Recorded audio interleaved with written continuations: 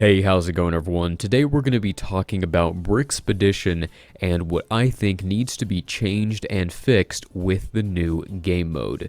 By the way, if you want to skip around to a certain section of the video, timestamps will be in the description. So first of all, yes, I did get a new microphone. That's what you are listening to right now. I got a much higher quality XLR microphone that can just plug into my computer. So eventually, this is going to help my overall video making process be much more efficient. Right now it's still kind of slow because I'm running on my laptop right now. I'm still looking at parts for a computer, but I already know the graphics card and the processor, so I'm getting close. But eventually, once I get that computer, I'll be able to download LEGO Legacy from the Windows Store directly, and then I will be able to record both my audio and video at the same time. Using a recording software called OBS, and then I can just drag and drop the files directly into my video editor instead of recording everything on my phone and then having to transfer it over and then going back to my phone if I needed other clips or whatever. So overall, my process is just going to get way more efficient. My goal is to make the highest quality videos that I can, and hopefully all of this new equipment will really help me do that. Not only make the videos more efficiently, but also make them higher quality with like better sound and whatnot. By the way, I don't have a pop filter yet, so you might hear some of those pops every now and then, especially when I make P sounds and whatnot. I think they're called plosives. That specific sound, but that should be arriving here in the next couple days, so it'll probably just be for this video that you might hear that, but that will be fixed shortly. Anyhow, let's get back to the topic for today, Brixpedition. Recently, one of the more prominent members in the LEGO Legacy community, Sikho, put out a very well articulated video talking about the current issues with Brixpedition. I highly recommend checking out his channel. I'll put a link in the description to both the video and the channel itself, so go check him out and maybe subscribe while you are there. In his video, he mentioned how that we were promised three primary things with Brixpedition: fun, challenging gameplay, an alleviation of the gold crunch, and a way to farm the new sets. And unfortunately, they failed to deliver on all accounts. So let's break this down one by one, starting with fun, challenging gameplay. When Brixpedition was first announced, I expected the battles to not only be fun and challenging, but also unique week to week, and unfortunately that is not what we received. First of all, let's talk about the challenging part of this. In general, LEGO Legacy is a pretty laid-back game. There's not a whole lot to do, pretty much just Arena prior to Brixpedition. Now we have Arena and Brixpedition, but to be fair, not many people climb in Arena anymore, at least in my shard. I mean, I've been sitting at rank number 2 for about a week, and I haven't done an Arena battle in probably over 5 days, so there are a lot of issues with Arena as well, but that is a separate video. Anyway, with Brixpedition, I was expecting and hoping for the battles to be challenging. I wanted something to do, I wanted something to work towards, and honestly, I was hoping for battles where I would need to use multiple teams. Unfortunately, the battles we ended up with certainly are difficult, but the difficulty is very artificial. The real source of challenge comes from the enemy characters having a higher level than you. The enemies in Brixpedition are scaled off of the total awesomeness of your top 5 units plus your most powerful set, and my total comes right around to 175k. So I'm often facing level 61, 62 enemies on the last day. You may or may not know this, but enemies get a dodge bonus if they have the higher level. And as Sikho mentioned in his video, we don't know the exact number, but we assume it's somewhere around 1 to 2% per level.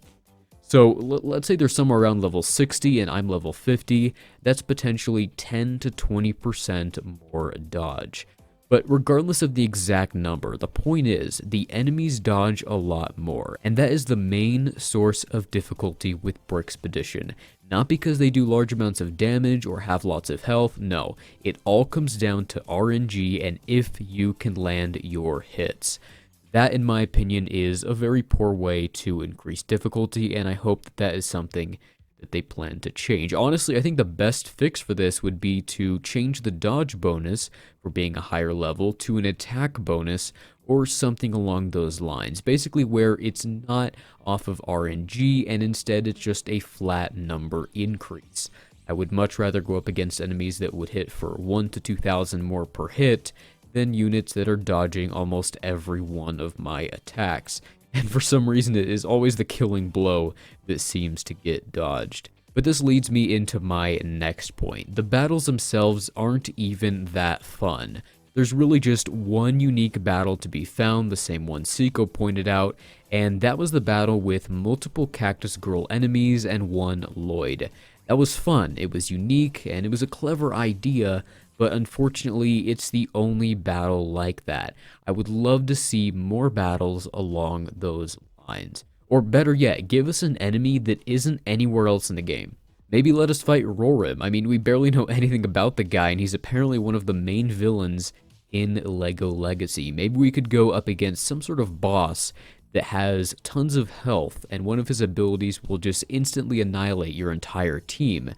And then in that case, you would have to be strategic and maybe bring in a character like Reed to stun him, or Redbeard to inflict disarmed and stop him from using his abilities. I don't know. Just something interesting, something fun, anything other than fighting full Ninjago teams with huge amounts of dodge. There's a reason that I haven't done any strategy videos for Bricks yet, and that's because the battles themselves are very straightforward and simplistic. Pretty much the only piece of advice I can give is to maybe bring in Aurora if you're struggling with a battle and losing units, but I assume everyone knows that by now. To put it simply, I really wish there was some aspect of Brixpedition that required theory crafting, not RNG. The gold crunch has always been a major problem in LEGO Legacy. It takes upwards of 4 million gold just to max one character, and whenever the crunch was mentioned, the developers always said that Brixpedition would help. But now it is here and it has not done that. Currently we get around 50,000 gold per day from Bricks. That means it would take around a month just to get enough gold to promote one character from 6 to 7 stars. If my math is correct, that's just about 30 cents worth of gold every day, which is pretty much nothing.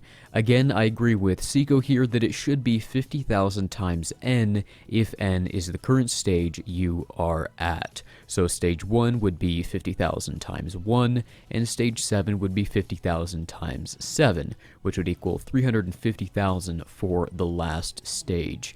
And as he says in the video, that total of 1.4 million for the entire week is still relatively low, especially when comparing it to the 2.1 million gold you can get every week from the pirate event. Now, I also think that this should be done with the relics that you get, but I'll talk more about relics in just a minute. Let's first move on to point number 3, which is in regards to the farmability of the new sets. So it is now possible to acquire tiles for these new sets, but it is extremely slow. Let's put aside the other sets for a moment and just talk about the 2 Ninjago ones. This is not exclusively related to Brixpedition, but either way, there really does need to be an easily accessible Ninjago set. Even if the set itself is not amazing, we need at least one of the Ninjago sets to be easier to farm than the current 2. J Cyber Dragon is based completely on the RNG of the layouts of your maps. Some players already have the Cyber Dragon close to 3 stars, whereas for others like myself, we aren't even close to 2 yet. And then for the dojo, it would take around a year just to get that set to 5 stars. Around 2 years to get it to 7 stars, which, by the way, sets are eventually going to go to 6 and 7. That's why their extra tiles don't convert to Master Shop currency, because you will be able to use those tiles when the higher star levels are eventually unlocked. But anyway, with the Ninjago sets, I believe that either a 3rd set needs to be added that is farmable on a mashup node, or increase the amount of relics we get from bricks using the same system of multiplying the rewards by the stage number. In my opinion, I think a good number to go off of would be 100. You would get 100 for day 1, 200 for day 2, all the way up to day 7 where you would get 700 relics. For For the entire week, that would be a total of 2,800 relics, aka about 9 dojo tiles, if you can complete all the battles, that is.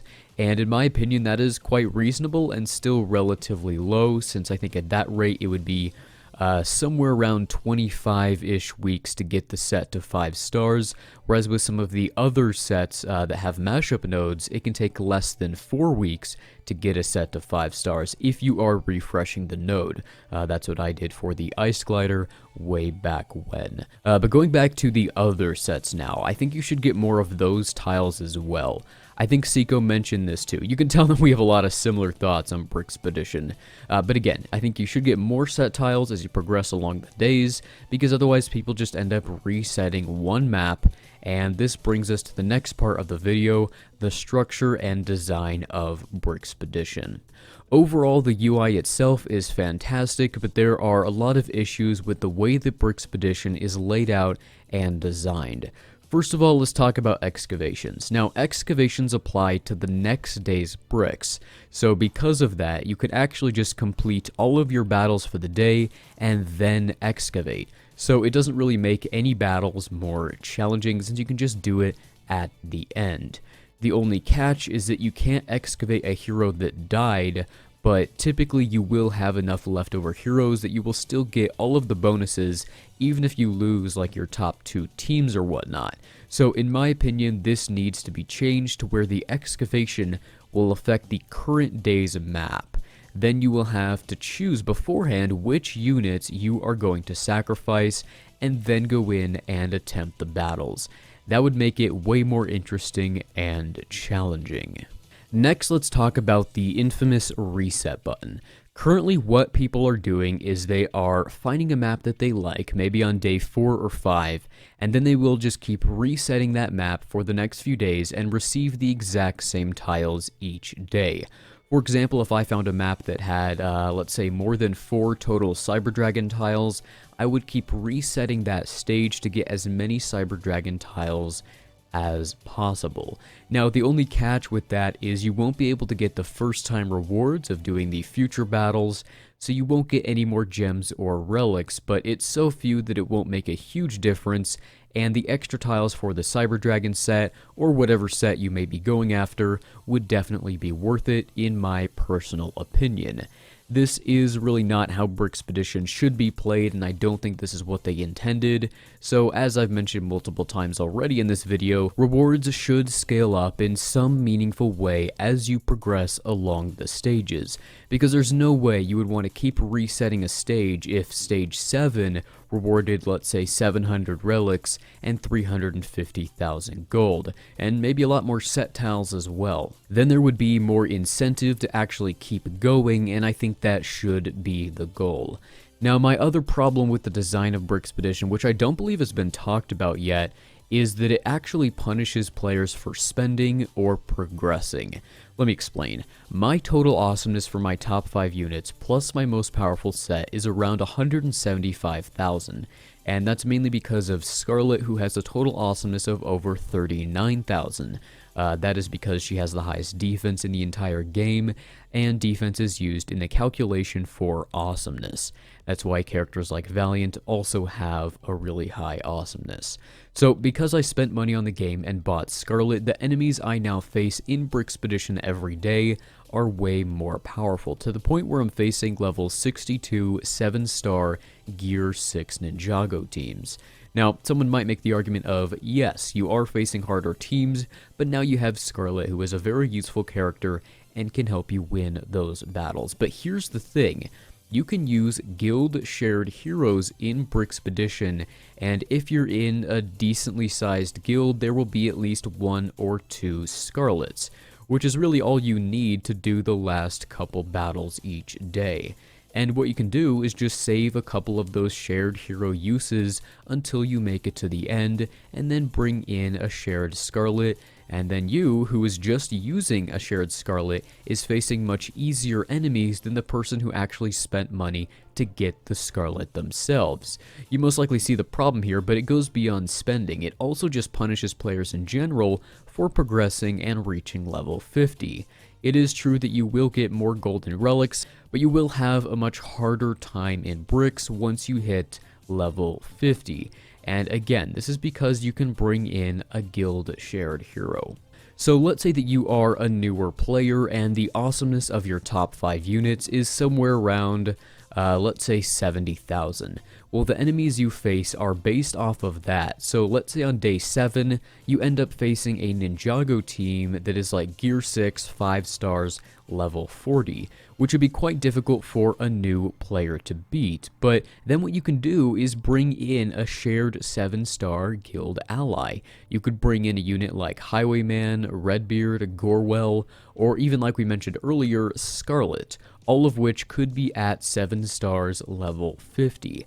That shared unit would completely carry you through the battle, but as you start getting to higher levels and you start increasing the star levels of your characters, basically just progressing in general, the battles will become more difficult and your shared heroes won't have as much of an advantage against the enemies. And here's the thing, with the exception of the minimal amount of extra golden relics, the rewards are no better for level 50 players or for those with a higher power team. The higher your total awesomeness becomes, the less and less effective a shared hero is going to be, and furthermore, once you actually reach level 50, you are probably not going to immediately have 5 powerful 7-star characters. I don't remember exactly where you are at that point in the game when you reach level 50, but the point is, the battles will become more difficult as you progress and as you increase the power of your characters for no better rewards. So in my opinion, one of the rewards should be tied to your total awesomeness. Of course, not all of them, but maybe something like relics would be a good thing to reward players more of as they progress. But that right there is my constructive criticism for Brixpedition, and I believe it would be somewhat straightforward to make these changes. Even just increasing the rewards as you progress along the stages would be an amazing first step. But that is going to be it for this one. Thanks for watching.